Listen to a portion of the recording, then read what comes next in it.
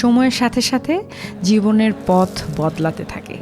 একসময় দেখবেন যাদের সঙ্গে আপনি একসাথে পথ চলেছেন তারা এগিয়ে যাচ্ছে নিজেদের লক্ষ্যে, আর আপনি ধীরে ধীরে একা হয়ে পড়ছেন।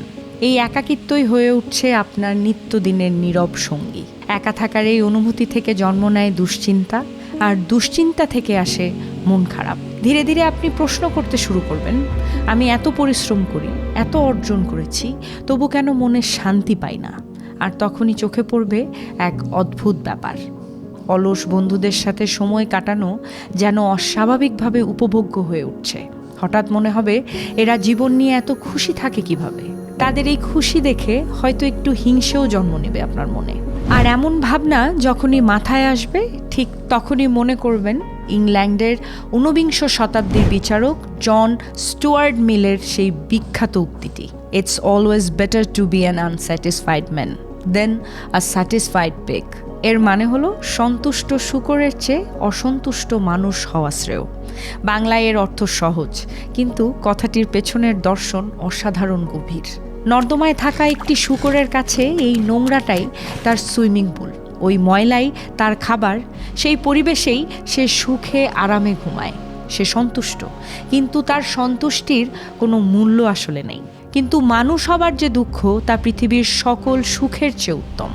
মানুষ দুঃখী হতে পারে, সংগ্রাম করতে পারে, কিন্তু মানুষের দুঃখও মহৎ।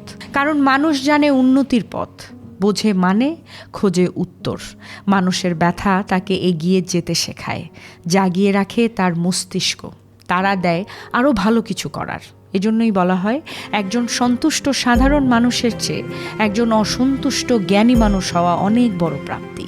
কারণ সমাজের উন্নতি, পৃথিবীর অগ্রগতি এসব আসে সেই সব অসন্তুষ্ট মনের মধ্যে থেকেই, যারা ভেতরে ভেতরে ভালো কিছু করার পাগলামিতেই বেঁচে থাকে। প্রাচীন ভারতের কবি কবীর দাস বলেছেন, সুখীরা শুধু খায় আর ঘুমায়, দুঃখীরাই হয় কবীর দাস, যারা জাগে আর কাঁদে। এই সেই সত্য, যারা শুধু খায় ঘুমায় বেঁচে থাকে তারা ইতিহাসে হারিয়ে যায়, কিন্তু যে ব্যথা অনুভব করে সে ভাবতে পারে, আর যে প্রশ্ন করে তাকেই মানুষ মনে রাখে।